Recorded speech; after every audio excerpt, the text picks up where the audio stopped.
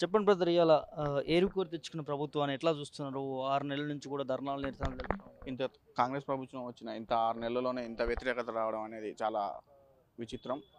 ఇలాంటి ప్రభుత్వం పక్క రాష్ట్రాన వచ్చిన అధికారంలోకి వచ్చిన ప్రభుత్వం వెమ్మటే పెన్షన్లు పెంచడం కానీ, అనేక విద్యార్థుల సమస్యలపై తిరుగుబాటు చేసిన విద్యార్థులకి న్యాయం చేయడానికి ప్రయత్నిస్తుంది. కానీ ఈరోజు మన రాష్ట్రంలో, తెలంగాణ రాష్ట్రంలో వచ్చిన కాంగ్రెస్ ప్రభుత్వం మాత్రం ఎలాంటి నిరుద్యోగుల సమస్యలపై చర్చించకుండా అనేక ఇబ్బందులు పడుతున్న విద్యార్థులను హింస చేయడం చాలా ఇబ్బందికరం.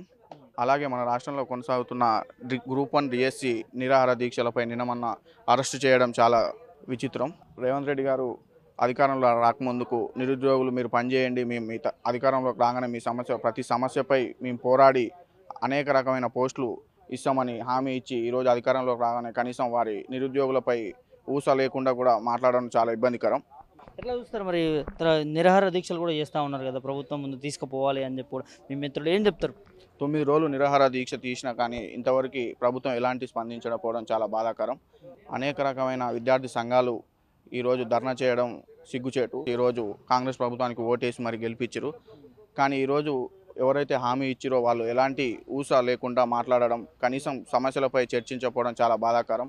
వెంకట్ బల్మూర్ గారు మరియు తీన్మార్ మల్లన్న ఆ రోజు ఎంతోమంది విద్యార్థులను ఉసుగొల్పి మీరు పనిచేయండి, మేము మీ వెంటుండి మీ సమస్యలపై పోరాడతామని చెప్పి ఈరోజు వాళ్ళు ఎమ్మెల్సీ పదవులకు వచ్చినాక కనీసం విద్యార్థుల ఊస కూడా ఎక్కడ మాట వినపించడం చాలా ఇబ్బందికరం.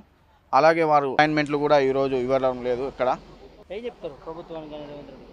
ఇలాంటి విద్యార్థులని సమస్యలపై త్వరగా చర్చించి అనేక రకమైన పోస్టులు పెంచి త్వరగా భర్తీ చేయాలని ప్రభుత్వానికి హెచ్చరిస్తున్నాం.